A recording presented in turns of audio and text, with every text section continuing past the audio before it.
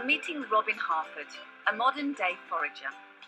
I'm keen to learn more about the hunter-gatherer principles and whether it's realistic to apply these to modern-day life. Robin believes that it's possible to supplement your diet with healthy, nutritious foraged food wherever you are. So what is this? This is Samfire. This is Samfire, yes. Traditionally picked in the longest day of the year, which is tomorrow, for the most succulent, because as the plant develops, it gets a woody pith, and you can see there's a little bit of a pith there. Yeah. But that's actually going to still be really edible. And this is kind of a delicacy at the moment, isn't it, Samfire? Yeah, it's one of those plants that's been around a lot, and if you go to, if you still have a fishmonger, which many places don't, you'll find it often there.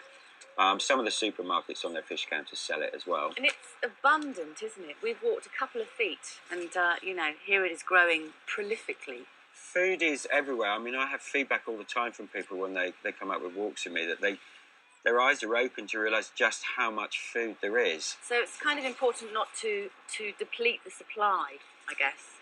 Very much. The kind of foraging tradition I come from is very much one where I'm just one species within this planet. If we look at ancient China, the way they worked was they would sit with land and they'd be centred with it and observe it, because other species have been around here longer than humans have, and so they would incorporate what they observed and created one of the greatest civilizations we've known when we were running around in bearskins. So, sitting with land is not some flaky idea. Inspiration comes to us in the most strangest of places and often comes in very quiet moments.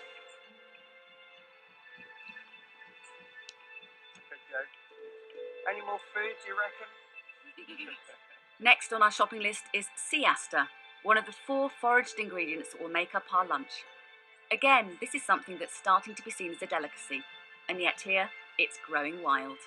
So hunter-gatherer is actually fairly sophisticated in their tastes and their lifestyle. There's a lot of mythology about hunter-gatherers. A lot of that kind of noble savage came from the kind of Victorian era when the anthropologists were sat in their little kind of boardrooms in their gentlemen's clubs talking about people in the jungles. Fortunately, we've moved on and we've gone and lived with people in the jungles, and actually they come from a very different mind state to the Western view, which is one of abundance. Not in some kind of new agey way, but purely that the land provides. And anyone with an eye who opens their eyes up and gets to know land and their place and soil knows that nature just gives and gives and gives. You cannot avoid it. Like a number 7 bus, there's always one along again if you miss the first one. This is what foraging is about for me. Yes, of course it's about the food and feeding myself, but it's actually about getting a better sense of my place within land, whereas before I didn't know that. Yeah, very much. I love Robin's approach to foraging. Whilst he's obviously passionate about it, he makes it seem sensible and almost mainstream. Suddenly things I would never dream of eating start to look like food. Just one more ingredient, and it's time to get cooking. And the majority of this soup is foraged. Absolutely, there's 2 ingredients that are, and that's it. Yeah. And that's the soup base and a bit of spice. Yeah. Yeah? Can we put them in? Yeah, sure. Never mind about food miles. We've taken food steps here for this meal, made from Siesta, Samfire, sea lettuce and sea purslane, all foraged, of course.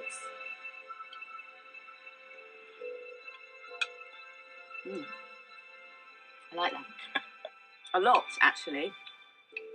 It feels just like it's instantly doing you good. Yeah, it's just absorption of serious nutrition. Yeah. So you must feel incredibly grounded in nature. I feel embedded in it, being part of nature, grounded in the sense that I'm eating food that we haven't eaten for 10,000 years, that's genetically hardwired to give us the optimum health and well-being, both mentally and physically, because food doesn't just feed our bodies and bones, it feeds our mind. Does that extend to emotional well-being? I don't think there's anything more emotionally healing than the land.